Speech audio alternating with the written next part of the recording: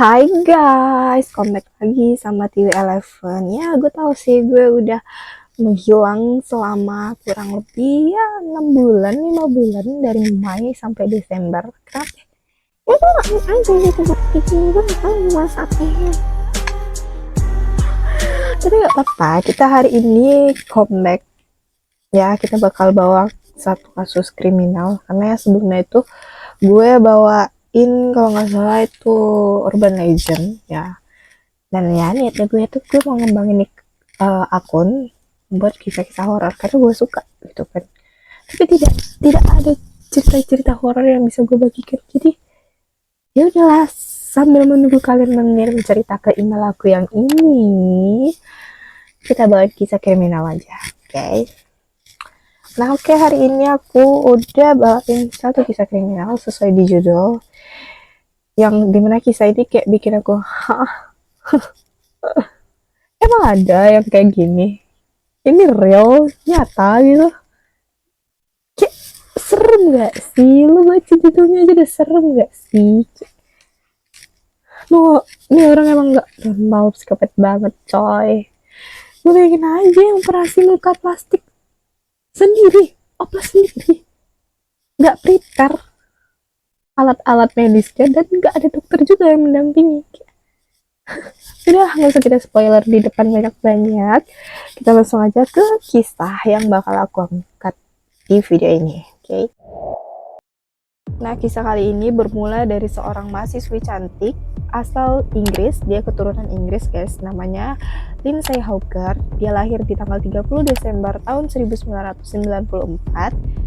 Nah, si Lindsay Hawker ini terkenal dengan kepintarannya ya. Dia tuh ahli di bidang biologi gitu. Dia sekolah di kampus biologi gitu. Dan nilai IPK-nya adalah nilai IPK yang paling tinggi sekampusnya, guys. Ya kalian bayangin aja itu seperti apa ya kan. Nah, Lindsay Hawker ini tinggal di Inggris bersama dengan orang tuanya dan keluarganya ya, adik kakaknya gitu. Nah, karena si Lindsay ini hobi traveling, jadi dia tuh memutuskan untuk traveling ke negeri Jepang. Ya, disclaimer dulu kan guys, kalau orang bule itu kan biasanya emang suka traveling ya kan, dan mereka tuh nggak jarang juga buat menetap di negeri tujuannya itu dengan waktu yang sangat lama. Begitu juga dengan si Lindsay tadi. Nah terus kan guys, setelah si Lindsay tadi memutuskan untuk cuti kuliah, dia tuh berangkatlah tuh ke negeri Jepang pada Oktober 2006. Nah di sana Lindsay itu bekerja freelance di salah satu perusahaan kursus bahasa, tapi kursus bahasanya udah berstandar internasional ya. Terus perusahaan itu namanya Nova. Perusahaan ini berada di kota Tokyo, tepatnya itu di daerah Koiwa. Nah, saat di Jepang, si Lindsay ini tinggal nih di satu apartemen di kota apa daerah? Di daerah Chiba ya. Di daerah Chiba bersama dengan dua rekan kerjanya, guys. Nah, jadi Lindsay ini tenang lah ya, kayak ada temen nih gitu. Dan Lindsay pun berhubungan baik dengan dua temannya ini gitu. Dia sering mengabari teman-temannya ini, kayak aku pulang nih, aku begini nih gitu. Pokoknya hubungannya baik lah. Singkat cerita, tanpa terasa tuh udah 6 bulan berlalu si Lindsay ini di Jepang kan guys. Nah, pada hari itu seperti biasa si Lindsay ini pulang nih dari kereta ya, turun dari kereta. Dan kalau di Jepang tuh kan udah biasa ya, ada parkiran-parkiran sepeda gitu kan. Nah di sini tuh pulang naik sepeda nih, dia mulailah tuh kan keluarin sepedanya tadi dari parkiran sepeda. Nah pas dia mundurin sepedanya, dia tuh kayak nabrak orang gitu loh, kayak ban belakangnya tuh kayak kena orang gitu. Nah terus dia lihat tuh ke belakang kan, kayak set. Nah di belakangnya tuh udah ada seorang pria berdiri. Dia nggak kenal siapa ini pria kan, kayak udah bertatapan beradu tatap mereka tuh kan. Terus si pria ini kayak minta maaf, kayak apa sih bahasa Jepangnya, pokoknya dia minta maaf gitu ya kan. Nah terus dia minta maaf bentar. Nah setelah dia minta maaf, si pria ini mengaku kepada Lindsay kayak aku nih murid kamu loh kak gitu, aku murid kamu di Nova gitu kan. Tapi kan si Lindsay sebagai guru ya dia tahu lah ya murid dia yang mana-mana anjing gitu. Lo gak pernah nih lihat lo di kelas gue salah, bukan gitu, mungkin dalam hatinya gitu gitu kan. Nah terus si Lindsay ini tetap ngeluarin sepedanya, terus gue sepeda gitu. Nah dia tuh pas gue itu kan ada tuh sekali-sekali nengok ke belakang, oh pria itu gak ngikutin gitu kan. Tapi pas dia lihat kedua kali, si pria itu mulai jalan tuh ngikutin dia. Dia tambah kenceng dong gue sepedanya ya kan. Nah pas dia lihat lagi si pria ini udah mulai lari dan jogging gitu kan, kayak lari pokoknya dia lari ngejar si Lindsay, tapi yang bukan kencang banget, masih kayak jogging gitu. Terus pas dia nengok ketiga kali lagi, si Lindsay itu tiba-tiba kaget. Kenapa? Karena si pria itu udah ada di belakang sepeda dia, udah tatap-tatapan lagi itu mereka. Horor nggak lu kalau diikutin orang kayak begini? Creepy banget coy. Nah terus si Lindsay ngomong kayak, kamu maunya apa gitu kan. Terus si pria ini bentar gue lupa skip. Oh si pria ini ngomong konnichiwa gitu guys, kayak halo gitu kan. Kayak SD banget sih lo. Kalau gue ya, kalau gue jadi silitnya kayak rek sih orang SD banget gitu, gue gak mau.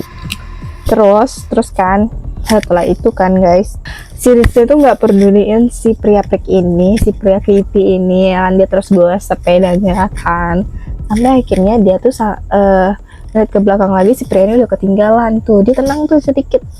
Nah tapi pas dia sampai ke apartemennya, dia parkirin tuh sepedanya kan, set gitu kan. Terus dia dengar tuh ada langkah kaki yang agak tergesa-gesa gitu. Ternyata siapa ya? Si cowok itu gila, kayak berpikir deh kayak se-effort itu lo ngajar si Lindsay gitu. Terus kan abis itu si pria itu kan udah tahu ya apartemen si Lindsay jadinya. Nah si pria itu ngomong ke Lindsay kayak, aku mau les sama kamu, aku mau les privat sama kamu gitu ya. Si Lindsay secara tegas nolak dong, kayak aku nggak bisa terima les privat gitu kan dia kan. Nah tapi si pria ini kayak ngotot gitu, tapi dia bilang gini, aku capek abis lari-lari, aku boleh nggak minta minum di apartemen kamu gitu. Terus si Lindsay ini mungkin berdasarkan rasa manusiawi gitu kan, biar kayak kasihan sama si pria ini ya, lah dipersilahkan dia tuh masuk ke apartemennya si Lindsay. Kalian ingat kan tadi kan aku bilang tuh kalau si Lindsay ini tinggal di apartemen itu sama dua rekan kerjanya kan. Nah pas waktu kejadian ini jadi Lindsay itu nggak takut gitu loh buat masukin cowok asing ini ke apartnya dia. Terus sambil ngasih minum nih, si Lindsay kan ngasih minum, dia sempet juga ngenalin orang asing ini ke teman-teman kerjanya ini.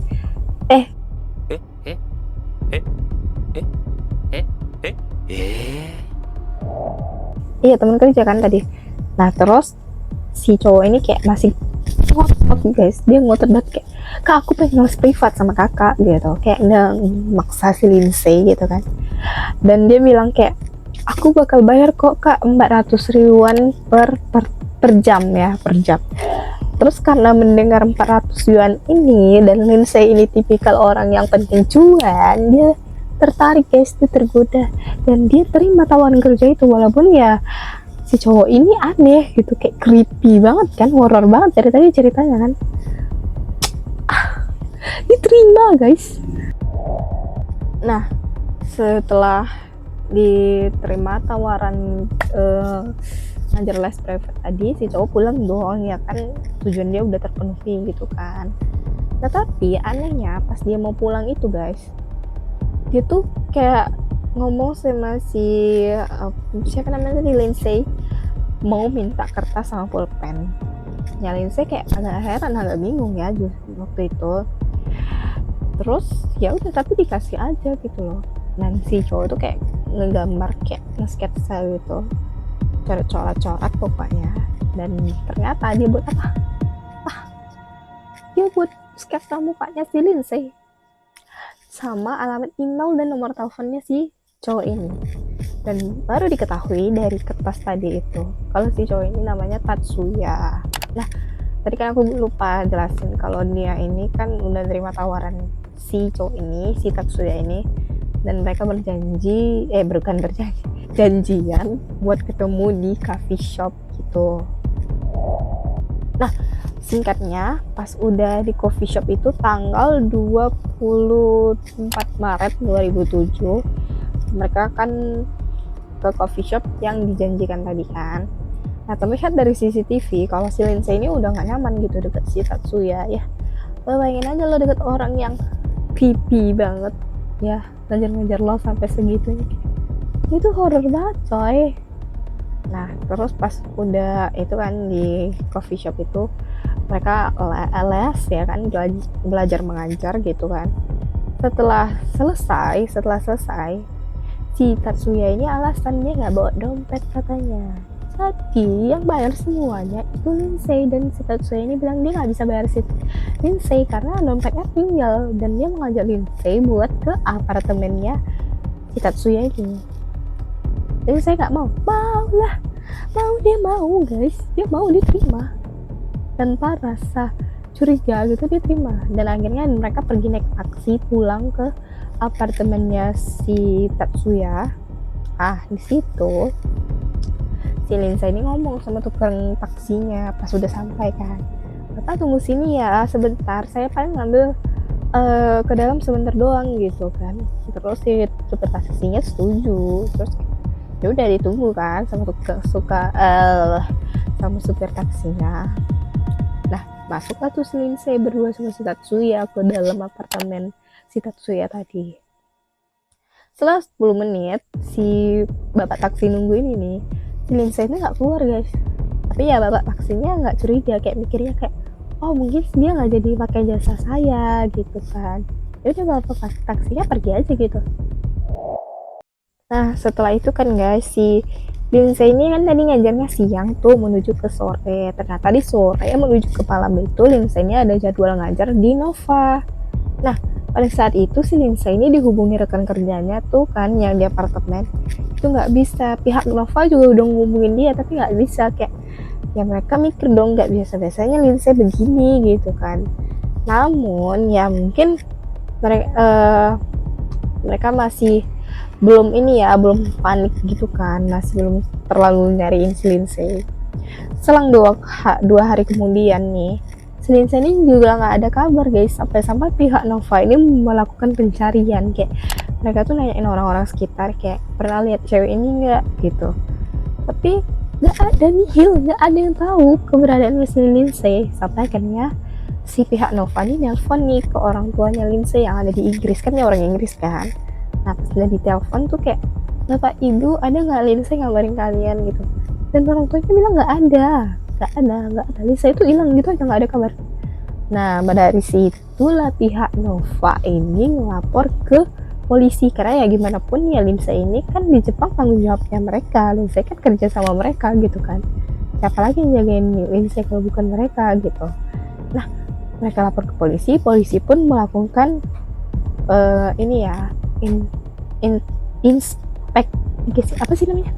inspektigasi ya benar. Kalau salah maaf ya.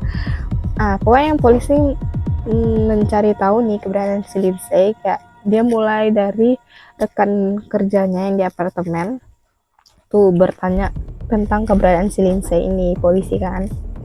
Nah, terus si dua rekannya ini bilang kalau mereka tuh nggak tahu Lindsay kemana pak. Cuman terakhir si Lindsay ini ngabarin kalau dia tuh mau ngajar les si Tatsuya, pria yang datang beberapa hari lalu, pria asing yang datang beberapa hari lalu ke apartemen mereka gitu kan.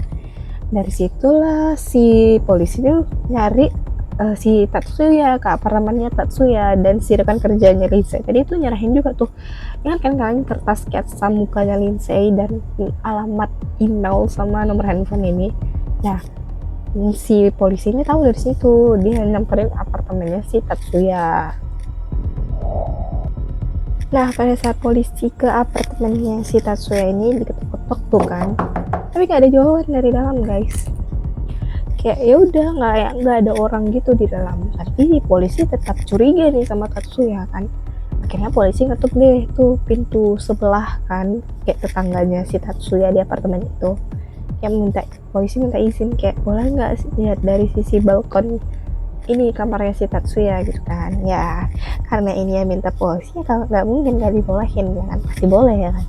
Nah dibolehin deh tuh sama tetangganya si Tatsuya, masuklah polisi ngeliat ke balkon. Di situ ada yang aneh. Kenapa? Karena di balkonnya si Tatsuya itu ada bathtub. Ya, lo bayangin bathtub di balkon. Kayak itu nggak wajar nggak sih? Kayak aneh banget, janggal banget. Nah dari situ polisi udah mulai yakin dong kalau ada apa-apa di apartemennya si Tatsuya ini kan. Nah di situ polisi nelfon nih rekan kerjanya kayak buat ngirim pasukan lagi, dan akhirnya 9 personil polisi pun dikerahkan lagi ke apartemennya si Tatsuya ini. Polisi mendobrak paksa ya apartemennya si Tatsuya ini, dan setelah terbuka di situ polisi ngelihat si Tatsuya ini tuh kayak lagi bawa kayak gendong tas gitu loh. Dan pas si Tatsuya nih ngeliat polisi itu kayak panik dan dia bisa kabur guys, melewatin personil polisi yang banyak tadi. Bahkan personil polisi yang di bawah kan yang jaga di bawah apartemen tuh dilewatin sama dia, kabur bisa. Kayak dan akhirnya polisi melakukan penggeledahan di apartemennya si Tatsuya dong, karena kan orangnya ya pergi tidak tertangkap dan statusnya pastinya buron kalau emang dia bersalah kan. Nah pas polisi cek tuh apartemennya si Tatsuya, betapa terkejutnya polisi karena di sana tuh polisi menemukan kayak pupuk ya, kayak goni pupuk gitu. Dan kalian tahu bathtub yang di balkon tadi apa? Di sana polisi menemukan dalam bathtub itu tuh ada pupuk, dan di bawahnya itu tubuh Lindsay yang udah nggak bernyawa guys. Dan di saat itu, di posisi itu, polisi menemukan si Lindsay itu udah nggak berbusana dan juga rambutnya udah dibotakin sama si Tatsuya tadi. Emang gak itu Tatsuya ya, ngajar banget. Nah selain temuan itu, si polisi ini menemukan juga beberapa wig yang ada di kamarnya si Tatsuya ini.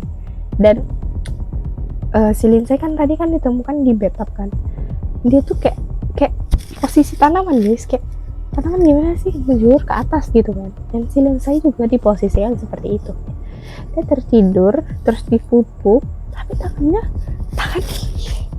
bayangin begini tapi tiduran rebahan gitu. Serem gak sih woi, ini orang psikopat habis, gila. Setelah itu kan polisi tuh mulai nyebar posternya si Tatsuya nih, karena tadi kan banyak wig ya di kamar dia nih kan, di apartemen dia.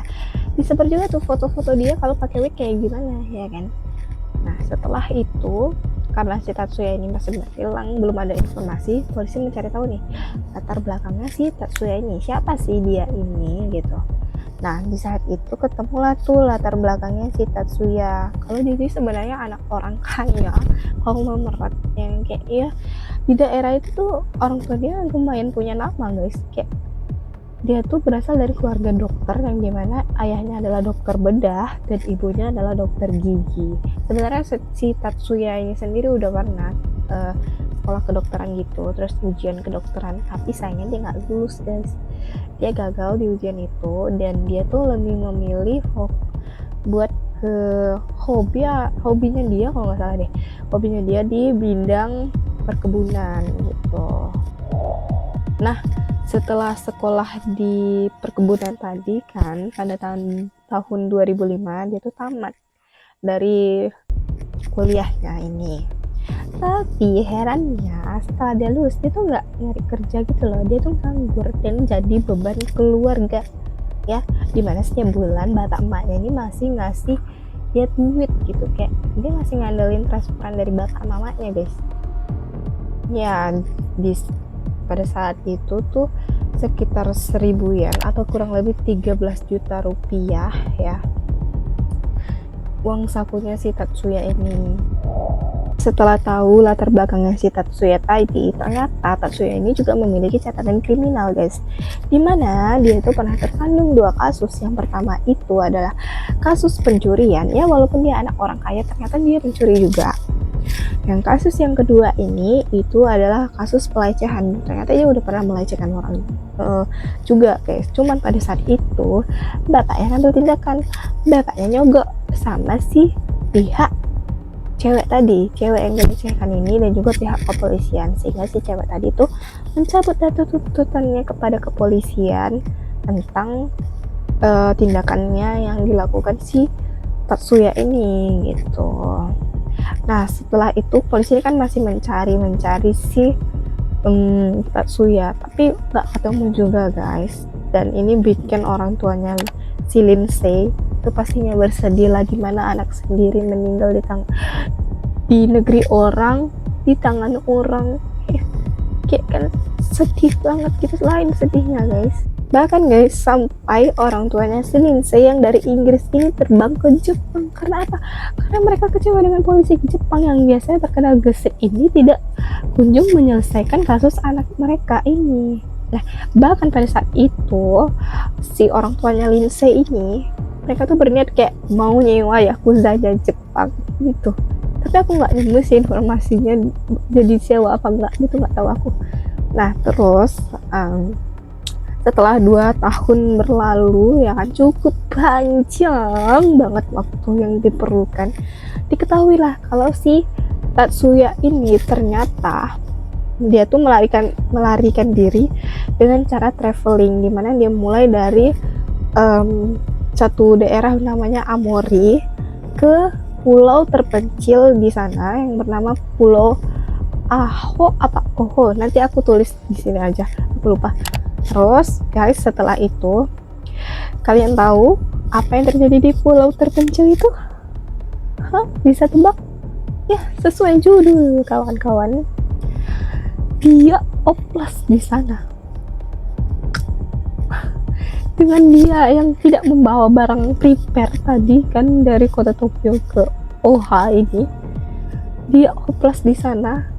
Lo bayangin aja, kita kalau operasi kan pastinya disuntik ya biar nggak sakit, dibius, di anestesi gitu kan.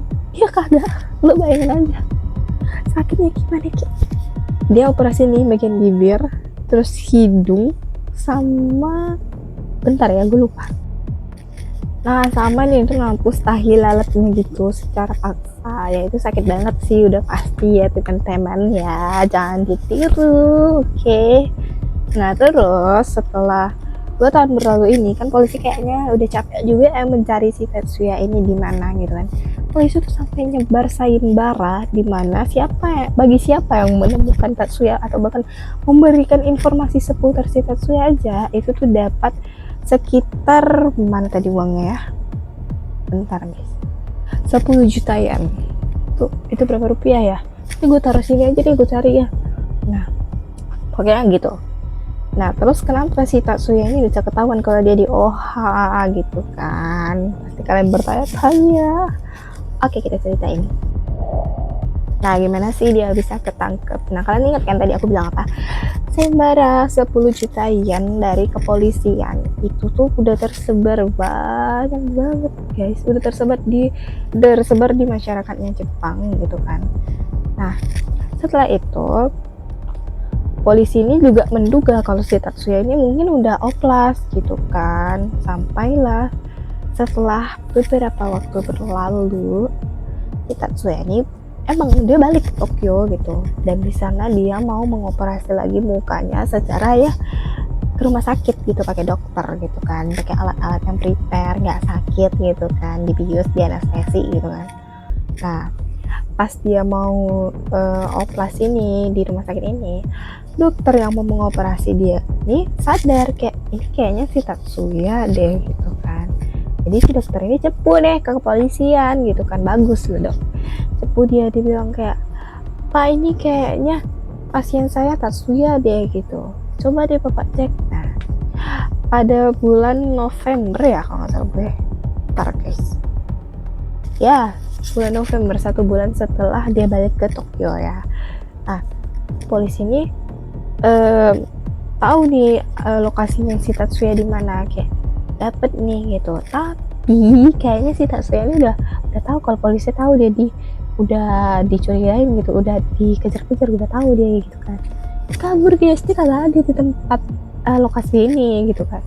Tapi sayangnya pas dia kabur, kan dia ke pelabuhan tuh buat nyebrang gitu kan, ke daerah-daerah terpencil lagi mungkin dia kan. Nah, di pelabuhan itu polisi udah ngontek duluan, kayak ini Tatsuya mau ke pelabuhan nih gitu, tolong amankan pelabuhan gitu. Jadi bekerja sama dengan orang pelabuhan, polisi dan orang pelabuhan tadi menangkap Tatsuya. Ya karena itu di tengah air, kagak mungkin dia loncat berenang ke lautan, kan kagak mungkin gitu kan. Ketangkap deh itu si Tatsuya, akhirnya selesai juga. Ini dia puas banget gue.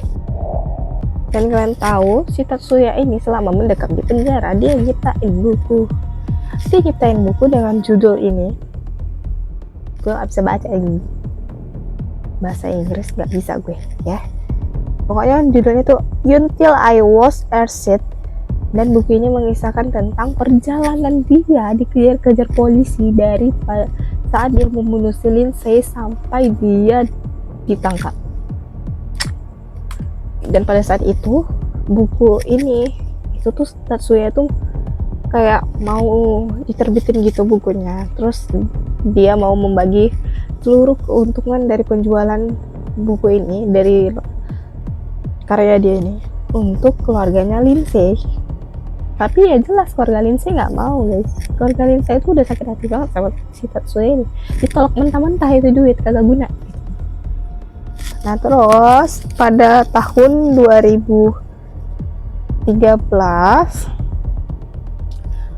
karyanya si Tatsuya ini diadaptasi jadi sebuah film, dimana filmnya ini dibintangi oleh Den Fujioka yang berjudul An Ichiashi Journal of a Murdered pada tahun 2013. Oke. Sekian kisah hari ini ya, semoga kalian suka. Oke guys, cerita hari ini selesai sampai di sini ya.